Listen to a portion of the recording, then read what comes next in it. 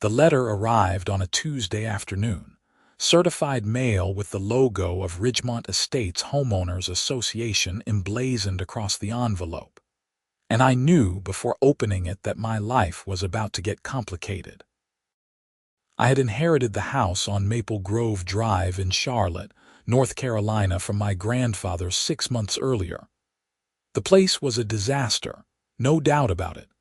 Peeling paint, overgrown yard, a sagging front porch, and gutters hanging at precarious angles.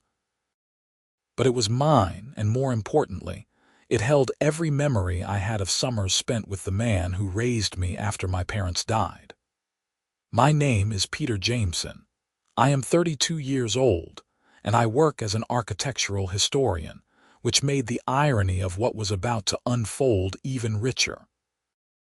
The letter was terse and threatening. I had violated sections 4.2, 4.7, 8.1, and 12.3 of the HOA covenant. My property was an eyesore, a blight on the neighborhood, and I had 30 days to bring it into compliance or face daily fines of $200. Furthermore, if I failed to remedy the situation within 90 days, the HOA reserved the right to place a lien on the property and force its sale at auction. I read the letter 3 times, feeling my blood pressure rise with each pass. The signature at the bottom belonged to Patricia Weatherford, HOA president, and the tone dripped with barely concealed contempt. I looked out my window at the other houses on the street. Ridgemont Estates was one of those planned communities built in the late 1990s, all cookie-cutter colonials and manufactured charm. My grandfather's house, built in 1923, predated the development by 75 years. He had been here first, on what used to be farmland, before developers bought up the surrounding acreage and trapped his little Craftsman bungalow in a sea of vinyl siding and synthetic stone. The next morning, I drove to the HOA office, a small building near the community center. Patricia Weatherford sat behind a desk that seemed too large for the cramped space. Her blonde hair styled in that aggressive soccer mom cut that screamed entitlement. She was probably in her late 40s, dressed in expensive athleisure wear, and her smile was as fake as the potted plant in the corner. "Mr. Jameson," she said, not bothering to stand. "I assume you received our correspondence." "I did," I replied, keeping my voice level. "And I have some concerns about the legality of forcing a sale of my property." She waved a manicured hand dismissively. "It's all in the covenant. When your grandfather's property was incorporated into Ridgemont Estates in 1998, he signed the agreement. You inherited the property.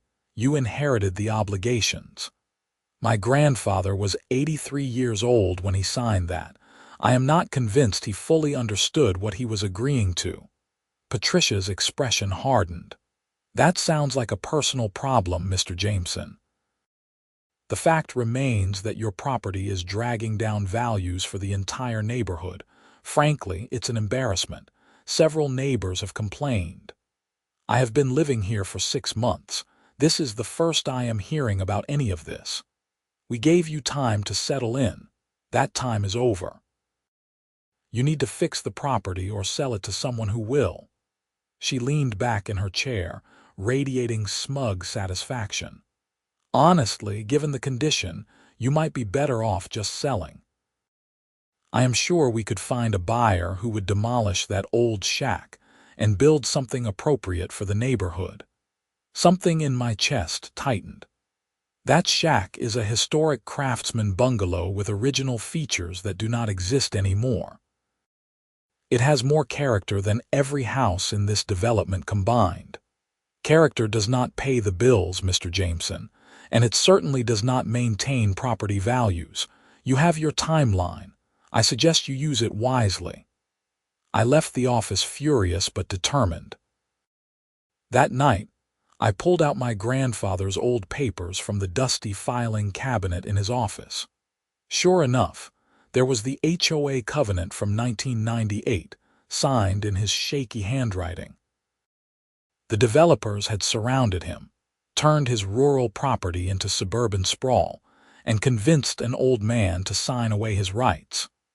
Reading through the dense legal language, I realized Patricia was technically correct about the enforcement provisions. But she had underestimated two things: my expertise in historic architecture and my sheer stubbornness. I spent the next week consulting with lawyers, reviewing local historic preservation laws, and developing a plan. North Carolina had provisions protecting historic properties, and I discovered that houses over 50 years old in Charlotte could apply for historic designation if they met certain criteria. My grandfather's house, with its original built-in cabinetry, exposed beam ceilings and river rock fireplace, definitely qualified. I filed the paperwork with the Charlotte-Mecklenburg Historic Landmarks Commission. Meanwhile, the HOA violations kept coming. Patricia sent another letter, this time with photographs of my property taken from the street. The overgrown azaleas, the cracked driveway, the faded shutters. Each image was marked with a red circle highlighting the supposed violation. The tone of the letter was even more aggressive, stating that I was in willful non-compliance and that fines would begin accruing in 3 weeks. I decided it was time to fight back properly. I hired Marcus Chen, a contractor who specialized in historic renovations. Marcus was in his 50s, a third-generation builder whose father had worked on restorations throughout the South. When he first walked through the house, his eyes lit up. "Peter, do you know what you have here?" he asked, running his hand along the original oak wainscoting in the dining room. "This is a textbook example of American Craftsman style. These built-ins, this woodwork, the exposed rafter tails, even the tapered porch columns. If you restore this properly, you are looking at something really special." "Can it be done in 90 days?" Marcus laughed. "Not if you want it done right. A proper restoration of a house like this takes 6 to 8 months minimum, but we can make significant visible progress in 90 days to show good faith."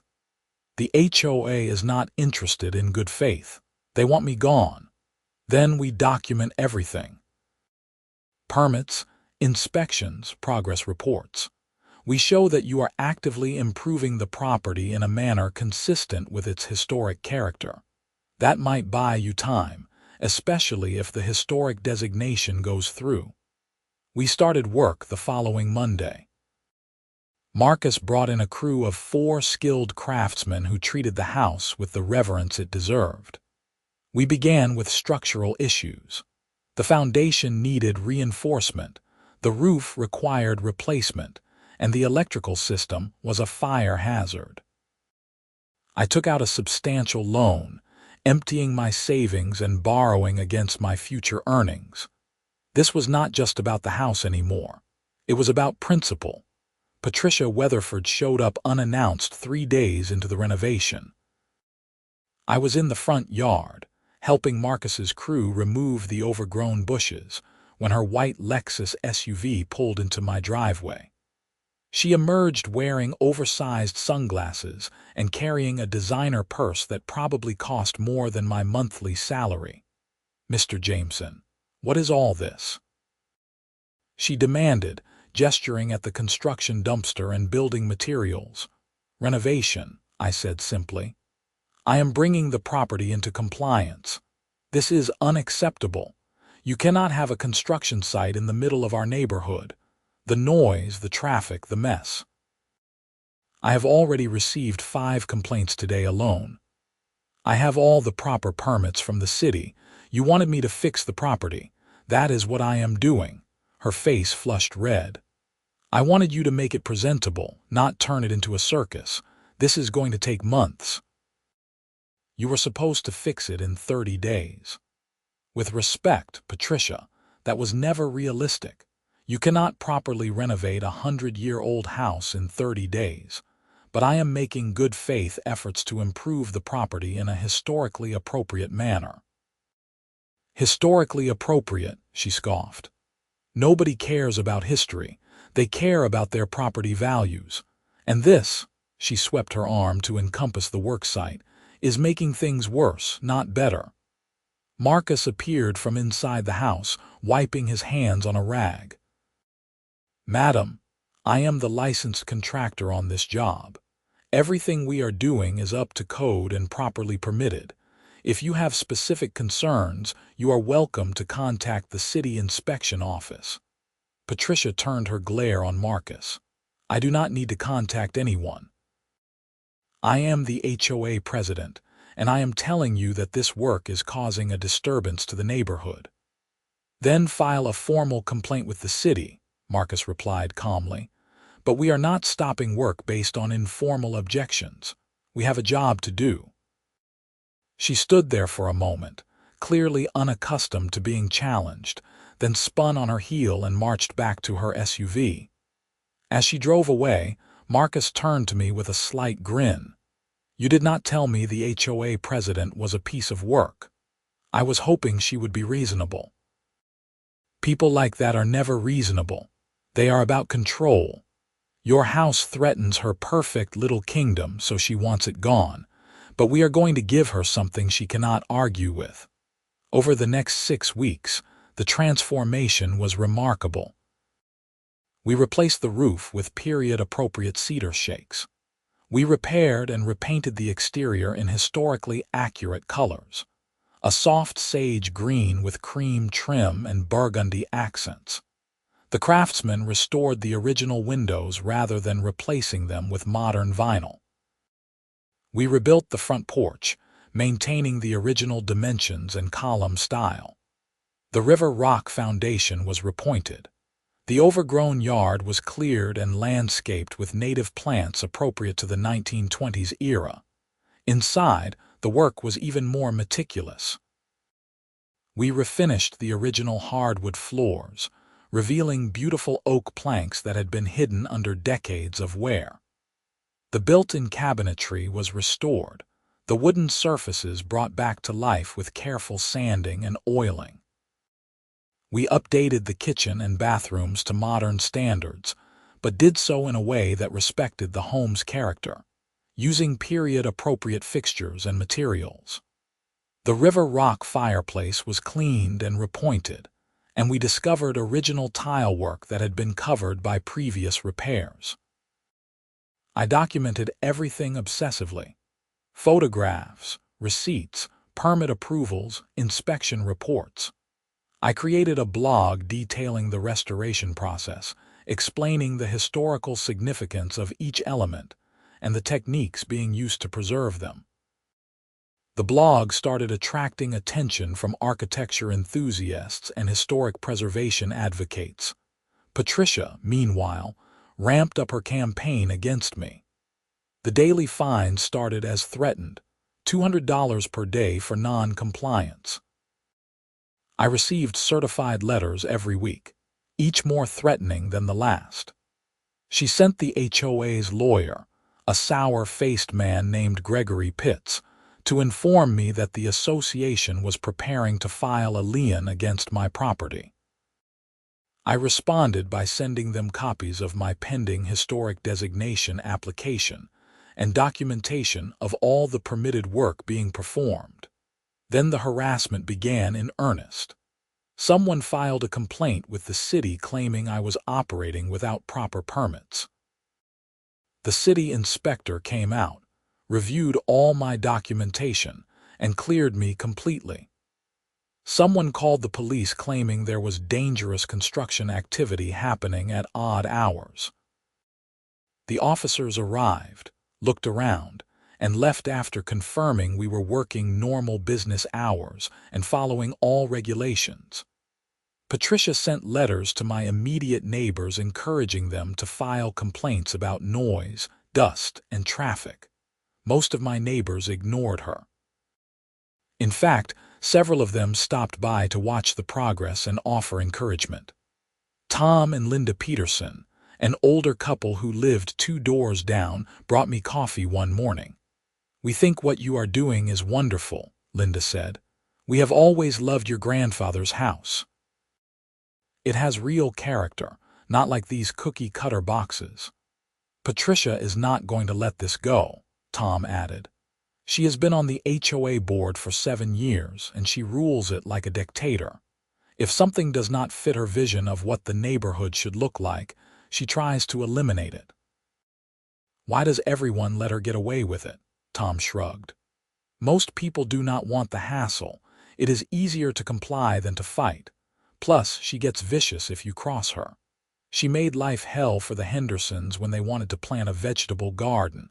They eventually gave up and moved." This information was enlightening. I started researching Patricia Weatherford more thoroughly. She had been involved in several other disputes over the years, always using the HOA covenant as a weapon. She had forced one family to remove a swing set because it was visible from the street. She had fined another homeowner for parking a work truck in their own driveway. The more I learned, the more I realized I was dealing with someone who wielded her small amount of power with authoritarian zeal.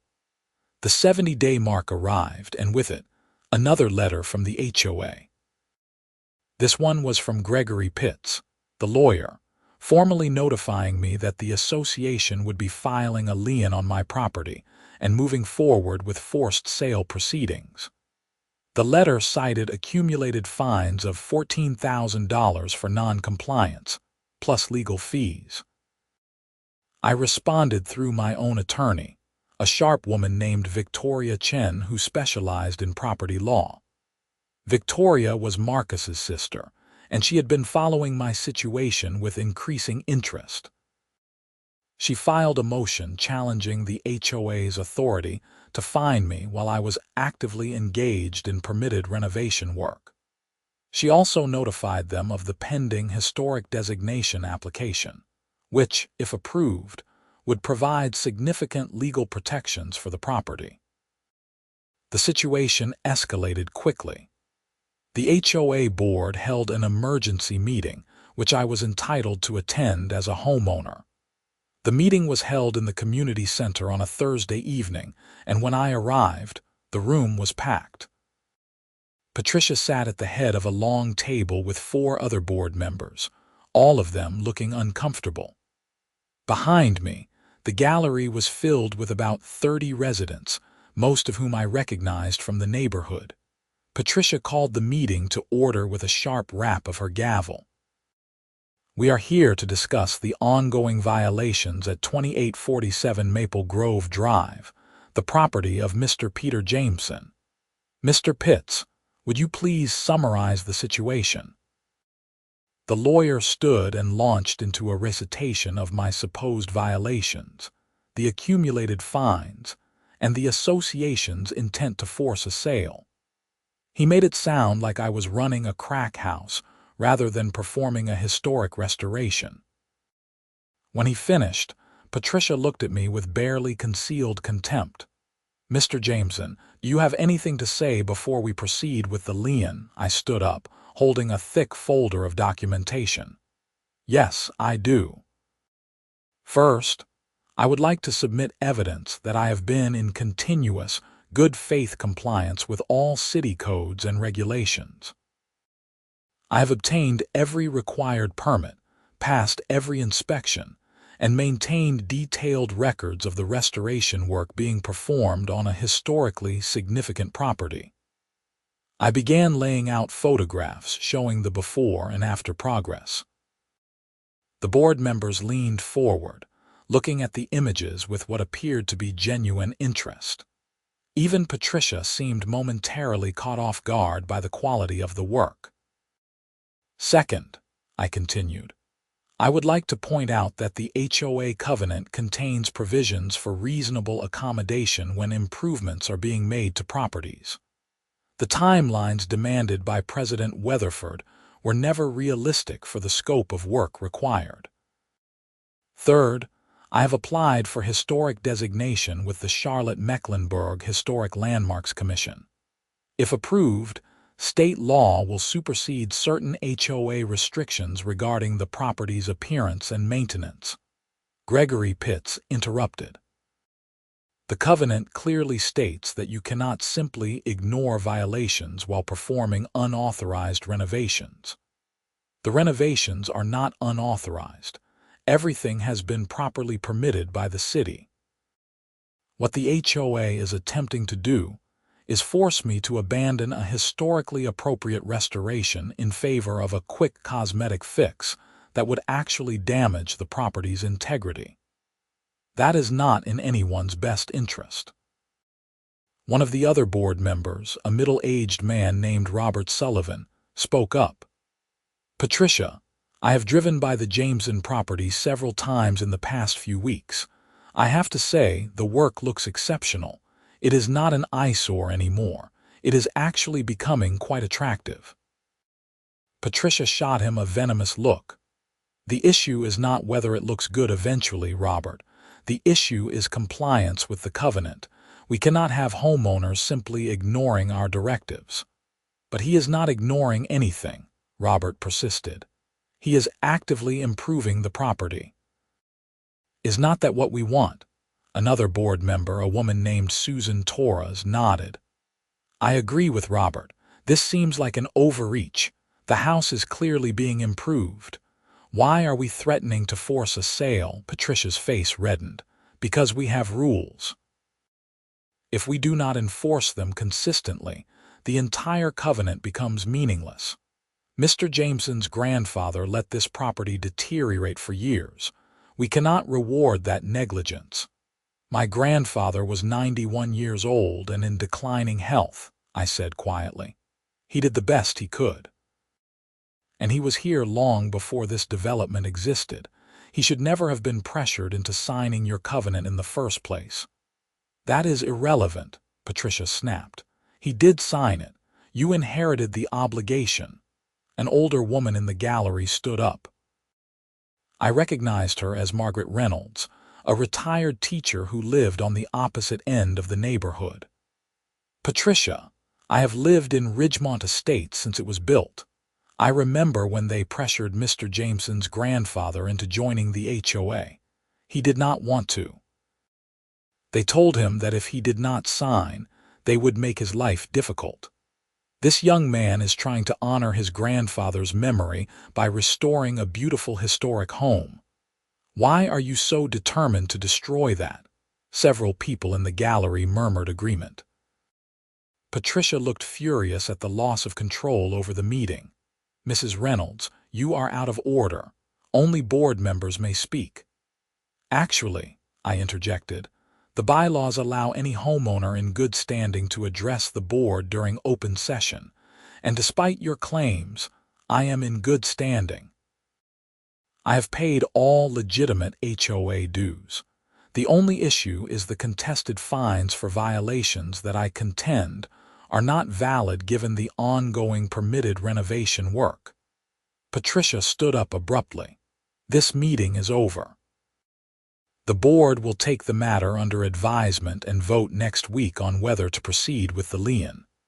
As people filed out, several neighbors approached me to offer support. Tom Peterson shook my hand firmly. You are doing the right thing. Do not let her bully you. Victoria, my lawyer, had been sitting quietly in the back. As we walked to our cars, she said, that went better than expected. The board is divided, which is good for us, but Patricia is not going to back down. She will see this as a personal challenge now. What are our options? We keep documenting everything. We push for the historic designation. And if they file the lien, we challenge it in court. North Carolina law is pretty clear that HOAs cannot unreasonably interfere with property improvements. The fact that your work is permitted and inspected gives us a strong position. The following week, I received a call from Jennifer Vance, a reporter for the Charlotte Observer who had been following my blog about the restoration. She was in her early 30s, enthusiastic and sharp, with a genuine interest in historic preservation. Mr. Jameson, I would love to do a story about your house and the conflict with the HOA. Historic preservation versus suburban conformity is a great angle. Would you be willing to talk on the record? I hesitated. Media attention could cut both ways, but I was tired of fighting in the shadows. Yes, I said. I will talk to you. Jennifer came out the next day with a photographer. She interviewed me for over an hour, asking detailed questions about the house's history, the restoration process, and the HOA's threats. The photographer took dozens of pictures, capturing the beautiful details Marcus and his crew had painstakingly restored. The article ran the following Sunday, front page of the local section. The headline read, "Historic Home Faces Forced Sale Despite Award-Worthy Restoration." Jennifer had done her homework, interviewing other preservation experts who praised the quality of the work and questioned the HOA's aggressive tactics. She had also gotten a quote from Patricia, who said simply, "The HOA exists to maintain standards. Mr. Jameson has consistently violated those standards." The article sparked immediate public interest. My blog traffic exploded. I started receiving emails from preservation societies, architectural historians, and even a producer from a local television station asking if they could do a segment. The story resonated with people who were tired of HOA overreach and suburban homogenization. 3 days after the article appeared, I received a call from the Charlotte-Mecklenburg Historic Landmarks Commission. My application had been approved. The house was now officially designated as a historic landmark, which meant it was protected under state preservation laws. Any exterior modifications had to be approved by the commission, and certain HOA restrictions regarding appearance were superseded by the designation. I immediately notified the HOA board through Victoria. The response was swift and predictable. Patricia sent a letter claiming the historic designation did not nullify the accumulated fines or the lien proceedings. Victoria responded that attempting to force the sale of a protected historic property would result in significant legal consequences for the association and potentially personal liability for the board members who voted for it. The board scheduled another emergency meeting. This time, the community center was even more crowded. Local news cameras were set up in the back. Patricia looked furious at the media presence, but could not legally exclude them from an open meeting. The meeting was contentious. Patricia argued passionately that allowing me to get away with flouting the covenant would set a dangerous precedent. Robert Sullivan and Susan Torres pushed back, pointing out that the property was no longer in violation, and that continuing the fight was exposing the association to potential legal liability. The other 2 board members seemed torn. Finally, Robert made a motion to dismiss all fines and halt lien proceedings, acknowledging that the property was now in compliance and protected by historic designation. Susan seconded. The vote was 3 in favor, 2 against, with Patricia and 1 other member dissenting. I felt a wave of relief, but Patricia's expression made it clear this was not over.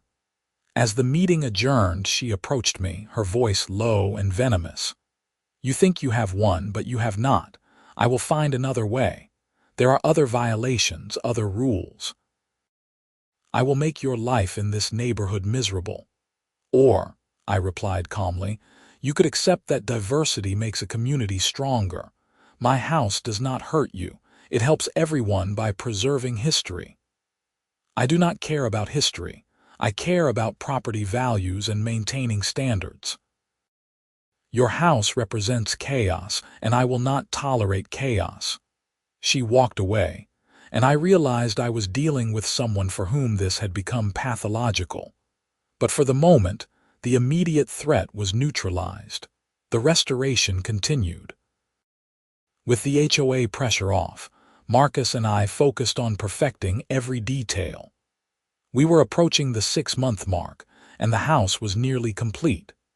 The exterior was stunning, a picture-perfect example of Craftsman architecture that drew admiring looks from everyone who passed. The interior was a masterful blend of historic character and modern livability. In late March, Jennifer Vance called me again. "Peter, the Charlotte Preservation Society is hosting their annual Historic Preservation Awards next month. I think you should submit your house. The transformation is incredible, and it would be great publicity for the cause." I had not thought about awards, but she was right. It would validate everything we had done. I submitted the application along with detailed photographs and documentation of the restoration process. 6 weeks later, I received a call informing me that my restoration had been selected to receive the Preservation Society's Award of Excellence, their highest honor for residential restoration. The awards ceremony would be held at the historic Duke Mansion, and I was invited to give a brief acceptance speech. The ceremony was elegant, attended by architects, historians, city officials, and preservation enthusiasts. When my category was announced, they showed before and after photos of the house on large screens. The audience gasped at the transformation. I walked to the podium to accept a beautiful crystal award. "This house represents more than just architecture," I said, my voice echoing through the grand hall. "It represents my grandfather's life, his values, and his commitment to craftsmanship and quality. When I inherited it, I faced pressure to either destroy what made it special or lose it entirely. Instead, I chose to honor its history and restore it properly. This award is not just mine. It belongs to Marcus Chen and his incredible crew, to everyone who believed in preserving something real in a world of manufactured conformity. Thank you." The applause was thunderous. Afterward, dozens of people approached me to congratulate me and ask about the restoration process. The local news stations were there, and my acceptance speech was featured on the evening news. The next morning, I was in my beautifully restored kitchen making coffee when I heard a knock at the door. I opened it to find Patricia Weatherford standing on my perfectly rebuilt front porch. She looked uncomfortable, almost diminished somehow. "Mr. Jameson, may I come in?" I considered refusing, but curiosity won out. "All right." She stepped into the foyer and stopped, looking around at the restored interior. Her eyes moved over the refinished floors, the original built-ins, the carefully preserved architectural details. For a long moment, she said nothing. "I saw the news coverage of your award," she finally said, "and the article in this morning's paper." I had not yet seen the morning paper, but I waited for her to continue. "The board held a meeting last night, emergency session. Several members threatened to resign if we did not formally acknowledge our error in judgment regarding your property. Robert Sullivan was particularly vocal. He said we had become exactly what HOAs are criticized for, petty tyrants more concerned with control than community. He was not wrong." Patricia flinched but nodded. "The board has voted to issue a formal public apology. They want to do it at next week's general meeting. They want me to deliver it." "What do you want, Patricia?" She met my eyes, and for the first time I saw something other than hostility there. Maybe it was exhaustion, or maybe just the recognition of defeat. I wanted to see it first, to see what all the fuss was about. She gestured around the room. "I thought you were just being difficult, trying to keep a run-down property out of stubbornness. I did not understand what you were trying to preserve. You understand now. I am starting to. This is beautiful. It is real in a way that nothing else in Ridgemont Estates is real. All our houses are copies of copies built as cheaply as possible to maximize profit. This house has soul. It was the most honest thing I had ever heard her say. "Patricia, why do you care so much about control? What are you really afraid of?" She was quiet for a long time. "When things are not perfect, they fall apart. I learned that from my parents. My mother let everything slide. Nothing was ever quite right, and eventually my father left. I swore I would never let that happen in my life. Everything would be in order. Everything would follow the rules. But people are not houses. Life is not a covenant with enforcement provisions. Sometimes the messiest, most imperfect things are the most valuable." She nodded slowly. "Maybe you are right. I will deliver the apology next week, and for what it is worth, I am sorry. I was wrong about you and about this house." After she left, I sat in my grandfather's old chair by the restored fireplace and felt something settle in my chest.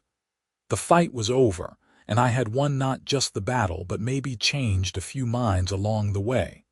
The general HOA meeting the following week was packed. News of the award had spread throughout the neighborhood, and many residents who had never attended a meeting before showed up. Patricia looked nervous as she called the meeting to order. "Before we proceed with regular business," she said, her voice tight, "the board has asked me to read a formal statement regarding the property at 2847 Maple Grove Drive." She pulled out a piece of paper and began to read. "The Board of Directors of Ridgemont Estates Homeowners Association wishes to publicly acknowledge that our actions regarding the property of Mr. Peter Jameson were misguided and inappropriate. Mr. Jameson has performed an exemplary restoration of a historic home, bringing credit to our community and preserving an important piece of local architectural heritage. The quality of his work has been recognized by the Charlotte Preservation Society with their highest honor. We regret our threats to force the sale of his property and any distress our actions may have caused. We commit to reviewing our covenant and enforcement policies to ensure greater flexibility and fairness in the future. On behalf of the entire board, I apologize to Mr. Jameson." The room erupted in applause. Several people stood. Patricia looked miserable but also relieved, as if a weight had been lifted. Robert Sullivan caught my eye and gave me a subtle thumbs up. After the meeting, I was surrounded by neighbors offering congratulations. Tom Peterson shook my hand vigorously. "You did it, son. You stood up to the dragon and won." Linda hugged me. "Your grandfather would be so proud." Even people I had never met before approached me to praise the restoration and thank me for fighting back against HOA overreach. It felt good, but more than that, it felt right. The Charlotte Observer ran a follow-up article about the public apology, framing it as a victory for historic preservation and common sense over bureaucratic rigidity.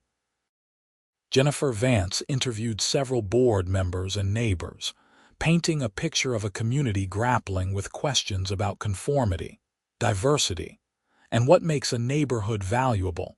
In the weeks that followed, something unexpected happened. Other homeowners in Ridgemont Estates started making changes to their properties, small acts of individuality that would have been quickly crushed before. The Millers planted a cottage garden in their front yard. The Johnsons painted their front door a cheerful red. The Thompsons installed window boxes with colorful flowers. Each modification was minor, but collectively, they represented a shift away from rigid conformity toward personal expression. Patricia, to her credit, did not object to any of it. In fact, at the next board meeting, she proposed amendments to the covenant that would allow greater flexibility for architectural diversity and landscaping choices, provided basic maintenance standards were met. The changes passed unanimously. I saw Patricia occasionally around the neighborhood after that. We were not friends exactly, but we had reached a détente. She would wave from her car or nod in acknowledgement when our paths crossed. Once, I saw her stop in front of my house and just look at it for a long moment before driving on. I wondered what she was thinking. The house itself became something of a local landmark. Architecture students from UNC Charlotte asked to tour it for their classes. The Preservation Society featured it in their annual home tour, and over 200 people came through over a single weekend, marveling at the restoration work. Several other owners of historic homes in the Charlotte area reached out to me asking for Marcus's contact information, wanting to restore their own properties properly. Marcus and his crew moved on to other projects, but he stopped by occasionally to see how the house was holding up. "You know what the best part of this whole thing is?" he said one afternoon as we sat on the restored front porch drinking beer. "It is not just about one house. You proved that fighting for what matters can actually change things." The HOA backed down, other people got inspired, and a piece of history got saved. That is pretty damn good. He was right. But beyond the public victory, the private one mattered more. I had taken my grandfather's legacy, which had been crumbling and threatened, and turned it into something that would last for generations. Every morning, I walked through rooms where he had lived, worked, and raised my father. The house was alive again, filled with the same warmth and character it had possessed in its prime. I kept the blog running, documenting the ongoing maintenance and small improvements I made. People from across the country followed along, many dealing with their own HOA battles or restoration projects. I tried to offer advice and encouragement, always emphasizing the importance of documentation, patience, and standing firm on principle. 1 year after the restoration was completed, I received a call from a documentary filmmaker named Alex Rodriguez. He had been following the story through my blog and the news coverage. "Peter, I think your story represents something important happening in America right now. There is a growing backlash against homogenization, against the idea that everything should look the same and conform to someone else's vision. Your fight with the HOA and your restoration of your grandfather's house captures that perfectly. I would like to make a short documentary about it." The documentary took 3 months to film. Alex interviewed me, Marcus, Patricia, various board members, neighbors, and preservation experts. He captured beautiful footage of the house and wove together a narrative about tradition, conformity, rebellion, and redemption. The finished film was 28 minutes long and premiered at the Full Frame Documentary Film Festival in Durham. It won the festival's Short Documentary Award. The attention was overwhelming at times. I gave talks at architecture schools and preservation conferences. I was invited to join the board of the Charlotte Preservation Society. Better Homes and Gardens magazine featured my house in a 6-page spread about historic home restoration. Through it all, I tried to stay grounded, to remember that this was never about fame or recognition. It was about honoring my grandfather and preserving something worth preserving. Patricia Weatherford served out her term as HOA president, but chose not to run for re-election. At her final meeting, she gave a surprisingly reflective speech about lessons learned and the importance of balancing rules with reason. Robert Sullivan was elected the new president, running on a platform of making the HOA less adversarial and more community-focused. Under Robert's leadership, the association implemented several reforms. They established a hardship fund to help elderly residents maintain their properties. They created an architectural review committee that included a local historian to ensure that enforcement actions considered context and appropriateness. They amended the covenant to explicitly protect historic properties and allow reasonable accommodation for restoration work.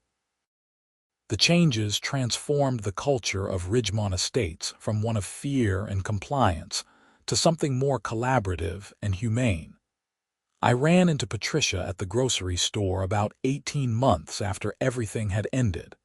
We had not spoken privately since her visit to my house. She looked different somehow, less rigid, more at peace. "Peter," she said, "I have been meaning to call you. I wanted to thank you." "Thank me? For what?" "For not destroying me. You could have. After everything I did, you had every right to humiliate me publicly, to sue me personally, to make my life hell. But you did not. You accepted the apology and moved on. That graciousness meant more than you know. You apologized sincerely. That took courage. I respected that." "I have been seeing a therapist," she said quietly, "trying to understand why I needed so much control, why other people's choices felt like personal attacks. It has been helpful. I am not perfect, but I am better. We are all works in progress, Patricia, houses and people both." She smiled at that, a real smile that reached her eyes. "That is a good way to put it. Your house turned out beautifully, by the way. I drive by sometimes just to look at it. It makes me happy now instead of angry. That is growth, I suppose." After she walked away, I stood in the produce section holding a bag of apples and thought about how strange life could be. A year and a half ago, this woman had threatened to destroy everything I cared about. Now she was thanking me and working on herself. People could change. Situations could transform. Nothing was ever as fixed as it seemed. The second anniversary of completing the restoration fell in late October. I decided to host an open house to celebrate, inviting everyone who had been part of the journey. Marcus and his crew, Victoria and her team, Jennifer Vance, various neighbors, board members past and present, and members of the Preservation Society. Even Patricia came, bringing a bottle of expensive wine and a handwritten note thanking me again for my patience and grace. We filled the house with people, laughter, and stories. Marcus told funny anecdotes about construction mishaps. Victoria described the legal strategy that had kept the HOA at bay. Jennifer read from some of the letters to the editor that had poured in after her initial article, many from people across the country dealing with similar HOA battles. Robert gave a toast praising the new spirit of cooperation in Ridgemont Estates. As the evening wound down and guests began to leave, I stood on the front porch watching people walk to their cars. Tom Peterson approached, his wife Linda beside him. "Your grandfather would have loved tonight," Tom said. "He would have been proud of what you did here, not just the house but everything else. You stood up for something important. He taught me to care about quality and craftsmanship. I just tried to honor that." Linda squeezed my arm. "You did more than honor it. You proved it still matters. In a world of shortcuts and conformity, you showed that taking the time to do things right is worth it. That is a lesson a lot of people needed to learn." After everyone left, I walked through the quiet house, turning off lights and picking up stray glasses. The hardwood floors gleamed. The built-in cabinets stood solid and beautiful.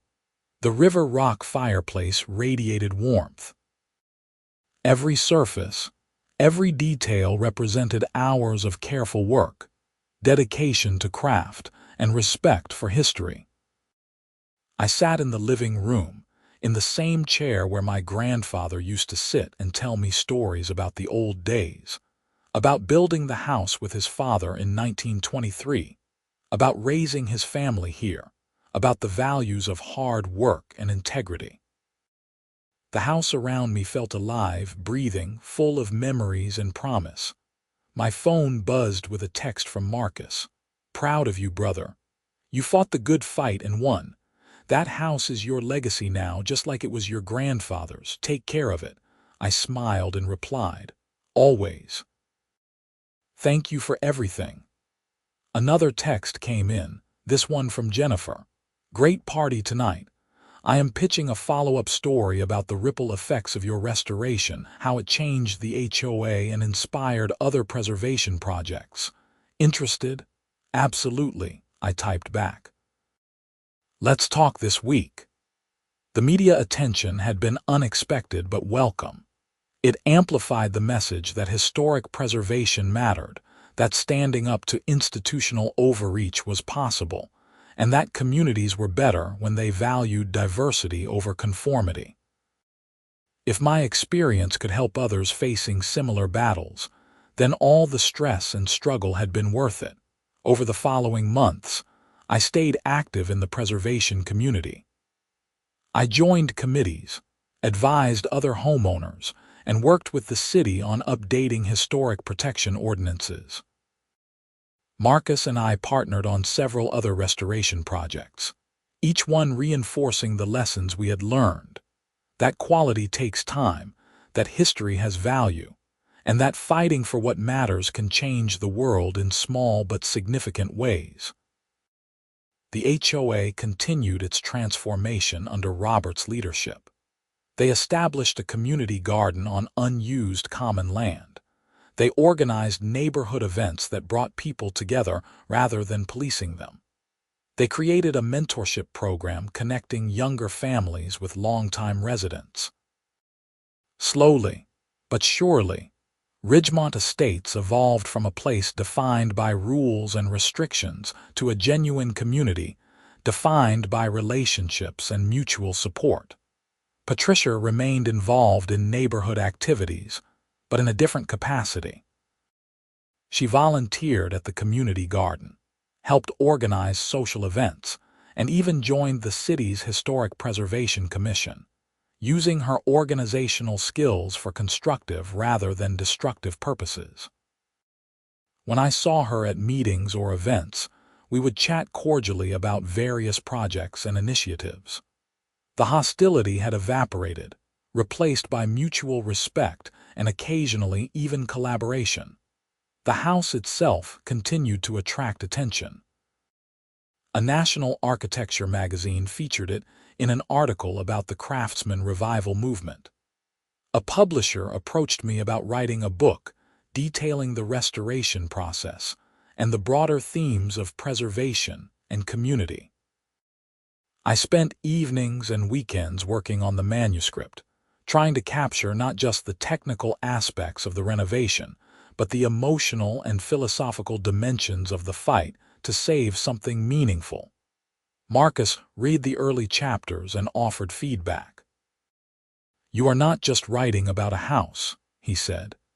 "You are writing about what we value as a society and why preservation matters. That is important. People need to understand that every time we tear down something old to make room for something new and generic, we lose a piece of our collective memory." That is exactly what I am trying to say. We have become so focused on efficiency and uniformity that we have forgotten the value of uniqueness and history. Everything starts to look the same, and we wonder why we feel disconnected from our communities and from the past. Your house is an antidote to that. It stands as proof that the old ways still have value, that craftsmanship and quality and attention to detail matter. Every person who sees it and appreciates it is learning that lesson, even if they do not consciously realize it. The book took 2 years to complete. When it was published, it received positive reviews from preservation advocates, architects, and general readers alike. I did a modest book tour, speaking at bookstores and libraries throughout North Carolina and the broader Southeast. At every event, people came up to share their own stories of fighting HOAs, restoring old homes, or struggling to preserve history in the face of development pressure. Each conversation reinforced my belief that the battle I had fought was part of a larger movement toward valuing authenticity over artificiality. One evening, about 3 years after the restoration was completed, I was sitting on the front porch watching the sunset when a young couple walked up the driveway. They appeared to be in their late 20s, holding hands and looking nervous. "Excuse me," the woman said. "Are you Peter Jameson?" "I am. Can I help you?" "We read your book," the man said. "We are actually dealing with something similar. We bought an old Victorian in Asheville, and our HOA is threatening to fine us for not updating it to match the neighborhood aesthetic. We do not know what to do." I invited them to sit down, and for the next hour I walked them through my experience, offering advice about documentation, legal strategies, historic designation applications, and finding the right contractors. I gave them contact information for Victoria and Marcus. Most importantly, I encouraged them not to give up. "The HOA is counting on you being intimidated," I told them. "They are betting that you will cave rather than fight. But if your house has genuine historic value, and if you are willing to do the work properly, you can win this. It will not be easy, and it will take time, but it is worth it." They left with renewed determination, and I felt a deep satisfaction knowing that the lessons from my fight were being passed forward.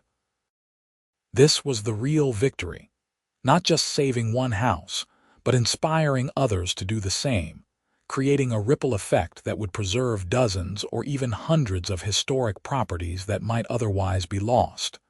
The years continued to pass. I settled into the rhythm of life in the restored house, maintaining it carefully, making small improvements, and sharing it with the community through tours and events. The house became a gathering place, a symbol of what was possible when people valued history and fought for what mattered. Patricia and I developed what could almost be called a friendship. We served together on various committees, occasionally met for coffee to discuss preservation issues, and even collaborated on a proposal to create a historic district in an older part of Charlotte that was threatened by development. She had genuinely changed, channeling her need for order and control into constructive preservation efforts rather than destructive HOA enforcement. "I think about how close I came to forcing you out," she told me once. "If I had succeeded, this house would probably be gone now. Someone would have bought it cheap, demolished it, and built another generic colonial. Thinking about that makes me sick. I almost destroyed something irreplaceable out of stubbornness and pride. But you did not. You learned and grew. That is what matters. We all make mistakes. The question is whether we learn from them. I am still learning, every day, but I am grateful for the chance to do better." The documentary about the restoration aired on PBS and won several additional awards. It introduced the story to a national audience, sparking conversations about HOA reform, historic preservation, and community values. I received letters and emails from people across the country, many sharing their own stories of preservation battles, or thanking me for inspiring them to fight for something they believed in. 5 years after completing the restoration, the Charlotte Preservation Society asked if they could use the house as their headquarters. Their existing office was cramped and poorly located, and they thought my grandfather's house would be a perfect symbol of their mission. I agreed, with the stipulation that I could continue living in part of the house, and that it would remain open for tours and educational programs. The arrangement worked beautifully. The Preservation Society moved their offices into the converted garage and basement spaces that Marcus helped renovate. The main floor remained my living space, but was available for meetings and events. The house became a hub of preservation activity, a place where architects, historians, homeowners, and advocates gathered to plan strategies, share knowledge, and celebrate successes. Marcus's business thrived in the wake of the publicity from my restoration. He had more work than he could handle, all of it focused on historic properties. He hired additional craftsmen and expanded his operation while maintaining his commitment to quality and authenticity. He often told people that my project had saved his business, proving that there was a market for high-quality restoration work if you were patient enough to find it. Victoria's practice also grew. She became known as the go-to attorney for homeowners fighting overreaching HOAs. She won several significant cases that established important legal precedents protecting property rights and historic preservation. She credited our collaboration as the case that defined her career focus and gave her the expertise to help dozens of other clients. Jennifer Vance went on to cover other preservation stories across North Carolina, always maintaining the same balanced, thoughtful approach she had brought to my story.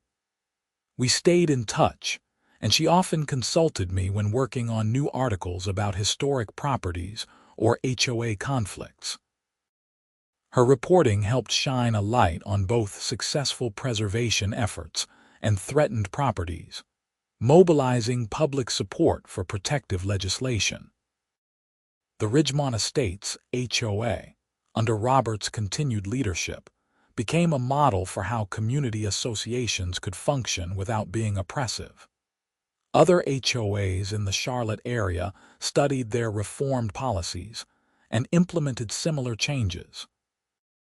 The culture of fear and rigid enforcement gave way to collaboration and common sense. Property values, ironically, increased as the neighborhood developed a reputation for being reasonable and welcoming rather than restrictive and hostile.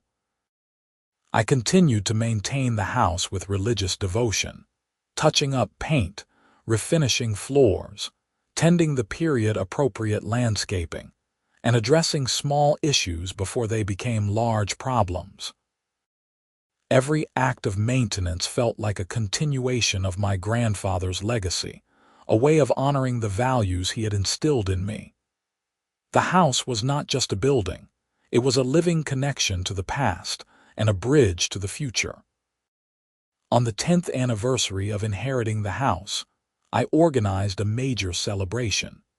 We held it on a perfect September afternoon, with clear skies and comfortable temperatures.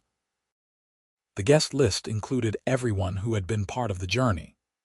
Marcus and his entire crew, Victoria and her associates, Jennifer and several other journalists who had covered the story, current and former HOA board members including Patricia and Robert, neighbors old and new, Preservation Society members, and even the couple from Asheville who had successfully fought their own HOA battle using strategies they had learned from my experience. I stood on the front porch, looking out at the crowd gathered on the lawn, and felt overwhelmed with gratitude. These people represented everything good about community: support, encouragement, shared values, and the willingness to fight for what mattered. Marcus called for everyone's attention and proposed a toast. 10 years ago, Peter inherited a rundown house and a hostile HOA determined to destroy it.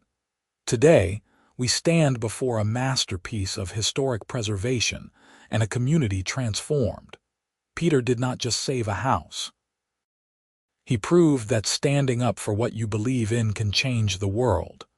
To Peter, to this magnificent house, and to everyone who helped make this possible. "Hear, hear," the crowd responded, raising their glasses. Patricia stepped forward, looking emotional. "I need to say something. 10 years ago, I was the villain of this story. I tried to destroy what Peter was building because I did not understand its value, and because I cared more about control than community. Peter could have destroyed me in return. Instead, he showed grace, accepted my apology, and gave me the chance to learn and grow. This house taught me that preservation is not just about buildings. It is about preserving what makes us human: our history, our connections, our capacity for beauty and craftsmanship. Thank you, Peter, for teaching me that lesson." People applauded, and I saw tears in Patricia's eyes. Robert put his arm around her shoulders, offering silent support. As the celebration continued, I slipped inside for a moment of quiet reflection. I walked through the rooms, running my hands over the restored woodwork, feeling the solidity of the house around me. Every surface told a story. The built-in cabinets my great-grandfather had crafted, the fireplace where 3 generations had gathered, the floors that had supported countless footsteps and memories. My phone rang. It was a number I did not recognize, but I answered anyway. Mr. Jameson. My name is David Martinez. I am with the National Trust for Historic Preservation. We have been following your work, and we would like to discuss including your property in our national database of exemplary restoration projects.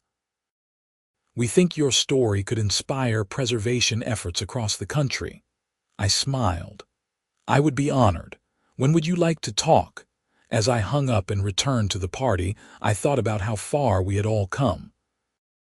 A house that had nearly been demolished was now recognized nationally for its historical value. An HOA that had been tyrannical had transformed into a model of community governance.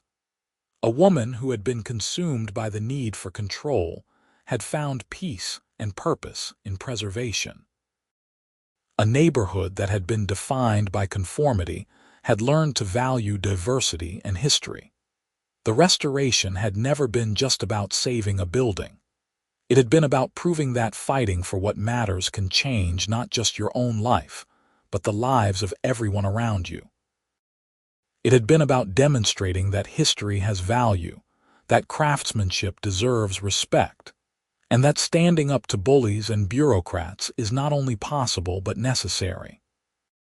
As the sun set behind the house, casting long shadows across the carefully restored exterior, I stood surrounded by friends and allies, watching children play on the lawn where my father had played decades earlier. The house would stand for generations to come, a testament to the values of quality, integrity, and perseverance. And anyone who saw it would know that choosing to preserve something beautiful and meaningful is always worth the fight.